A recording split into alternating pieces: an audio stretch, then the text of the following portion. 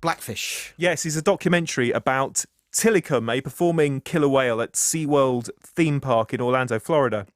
A whale that's tragically injured and killed several people whilst he's been in captivity, most famously a trainer at the park back in the summer of 2010. And this documentary is really looks at why these mammals would behave like that, how little we actually know about them, how little the bosses of these marine parks seem to care about the welfare of their star performers. It's called Blackfish. Here's a clip. He arrived, I think, in 1992. I was at Whale and Dolphin Stadium when he arrived, and he's twice as large as the next animal in the facility. Yeah, he's right at about 12,000 pounds. That's incredible. He looks fantastic. When Tilikum arrived at SeaWorld, he was attacked viciously, repeatedly by Katina and others. In the wild, it's a very matriarchal society. Male whales are kept at the perimeter. In captivity, the animals are squeezed into very close proximity.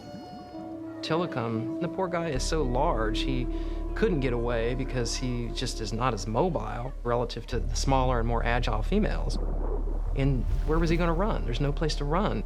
Heartbreaking film. It's I was going to say heart-rending, but yeah, it's rending and it's breaking. Rending, then breaking, probably in that order. It is a very raw film to watch. I think because so many of the tragedies have been captured on camera, either home movie footage from tourists or footage that the water parks have shot, and we see those grainy scenes.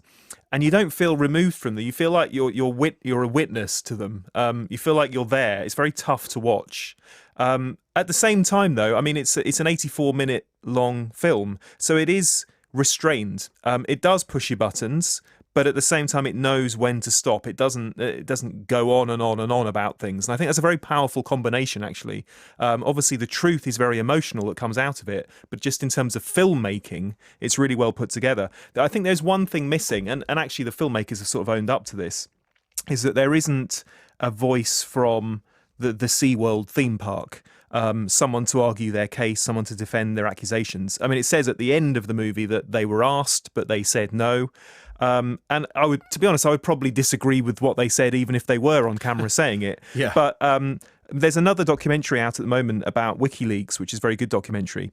And the filmmaker was in a similar position with Julian Assange because he wanted to get him to defend himself, to counter the accusations, and he couldn't get an interview with him. And the film, in a way, becomes about the struggle to track down Julian Assange and get an interview with him. And I think I could have done with a bit more of that element in this, sort of the struggle of trying to get this big company that are accused of bad things to defend themselves. Yes, because they're absent from the film. I mean, they come up in sort of graphical form, aren't they? In the court cases that have been, or the final court case around the Tilikum, the third of the Tilikum deaths. Yeah, and they come up as a sort of, they're presented pretty much as a no comment, a culture. Yeah, and I mean, I agree with you. If they'd been in the film, I'd have thought, well, I was about to use a word that I can't use on the, I don't believe a word of that. You're talking out of your hat, sir,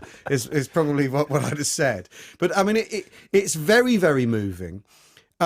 There's a point where the whales are almost being anthropomorphized. They're almost. I mean, there are obviously pro-whale people in it who are saying they're social as human beings, they're as emotional as human beings, and there's a bit. I almost sort of thought, well, hang on. Should we step back from that? But the case it made for basically the horror of captivity for these animals is they make the case very strongly in the film, and you it feels indisputable. I mean, I feel bad at having gone. I went to SeaWorld 4 years ago. I feel bad about it now. That's the effect that film had on me. I feel terrible about it. Actually, I wish I hadn't gone. I think they've issued a press release, although this isn't in the film, this has happened subsequently.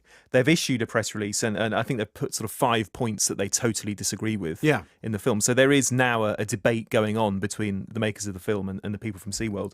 But as I said, it's not that much in the movie, and I would have liked to have seen that a bit more in the film. Yeah. But ultimately, it's still incredibly powerful.